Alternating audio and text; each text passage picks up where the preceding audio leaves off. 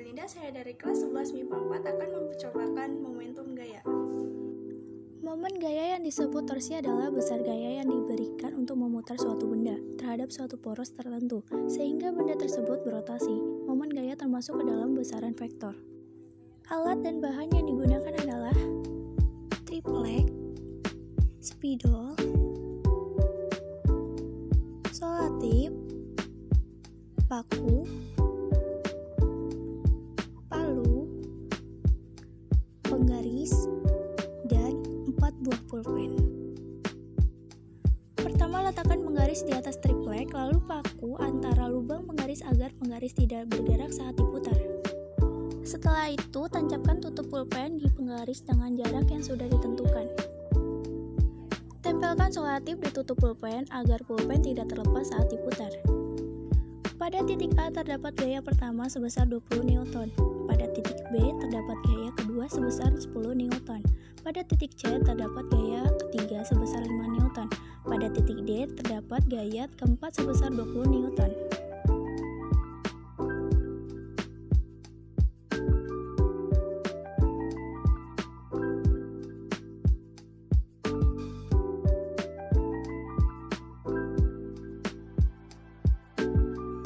Pada jaraknya saya pakai semisalan. Dari titik A ke titik B 2 meter, titik B ke titik C 1 meter, titik C ke titik D 3 meter. Perlu diingat jika lengan gaya diputar searah jarum jam maka hasilnya akan negatif, dan jika lengan gaya diputar berlawanan arah jarum jam hasilnya akan positif. Berdasarkan gambar di bawah, jika massa batang diabaikan, maka jumlah momen gaya terhadap titik A atau titik A sebagai poros adalah. Rumus yang kita gunakan adalah torsi sama dengan lengan gaya dikali gaya. Pau adalah torsi atau momen gaya dengan satuan gaya Newton meter. R adalah lengan gaya dengan satuan meter. F adalah gaya yang diberikan tegak lurus dengan gaya dengan satuan Newton. Untuk mencari jawaban tadi, kita membutuhkan rumus sigma torsi A sama dengan torsi 1 tambah torsi 2 tambah torsi 3 ditambah torsi 4. Pertama kita akan mencari torsi 1 dengan rumus gaya dikali gaya. 0 dikali 20 Newton hasilnya 0 Newton meter. R1 sama dengan 0 karena titik poros berada di titik A.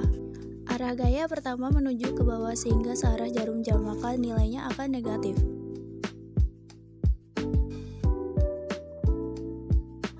Karena R sama dengan 0, maka hasil tidak merubah apapun. Untuk mencari torsi kedua, masih menggunakan rumus yang sama. Dapatkan 2 meter dikali 10 Newton, sama dengan 20 Newton meter. Gaya kedua mengarah ke atas sehingga berlawanan arah, maka nilainya positif. Karena berlawanan arah, R2 terhitung positif dan hasilnya menjadi 20 Newton meter. Untuk mencari torsi ketiga, rumusnya masih sama. Didapatkan 3 meter dikali 5 Newton sama dengan 15 Newton meter. Gaya ketiga mengarah ke bawah sehingga searah jarum jam, maka nilainya negatif. Karena searah jarum jam, R3 terhitung negatif, hasilnya menjadi negatif 15 Newton meter. Untuk mencari torsi keempat, rumusnya masih sama. Didapatkan 6 meter dikali 20 Newton sama dengan 120 Newton meter. Gaya keempat mengarah ke atas sehingga berlawanan arah dengan jarum jam, maka nilainya positif. Karena berlawanan arah jarum jam, R4 terhitung positif, yang hasilnya menjadi 120 Newton meter. Dari yang kita cari tadi, dapat torsi 1 sama dengan 0 Newton meter, torsi 2 sama dengan 20 Newton meter, torsi 3 sama dengan negatif 15 Newton meter, dan torsi 4 sama dengan 120 Newton meter. Yang ditanyakan sama dengan sigma torsi A.